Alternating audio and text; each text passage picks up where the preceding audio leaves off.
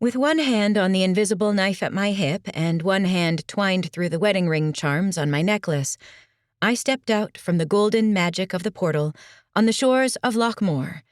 Yeah, Loch Moor, as in Scotland. The ground underneath my feet thrummed with wild magic and untapped power. Supposedly, all the grid points around the globe where natural magic reigned teemed this way.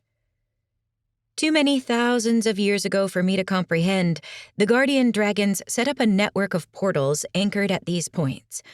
I gathered the portals were rather helpful when it came to saving the world, which the guardians did constantly. Thankfully, such responsibility wasn't my duty. No, my focus was much more personal.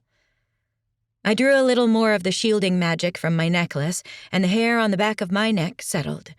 I unclenched my teeth. The land around me glowed. I could see for miles in all directions, but not with any specific color of magic. Rather, all the natural hues of the earth were intensified. I could actually see magic in the air I breathed. I'd expected snow, seeing as it was the first week of November, but there wasn't any.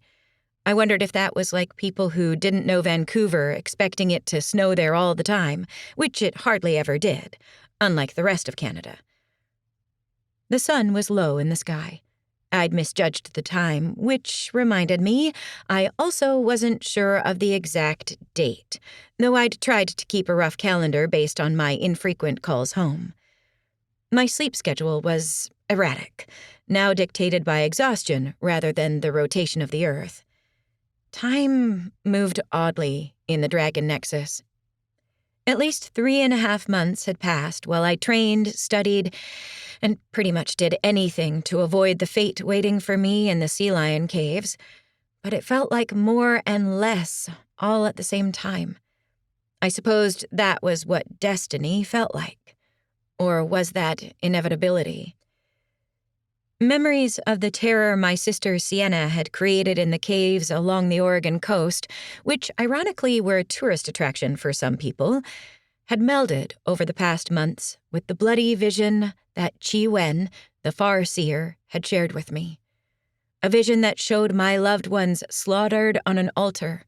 A vision that had stopped me from following Desmond and Ket back through the portal and kept me training like a woman fueled by vengeance. A vision, mixed with a memory, that had me formulating a plan.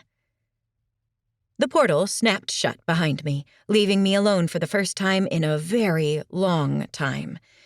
Maybe as alone as I'd ever been. That was an odd thought.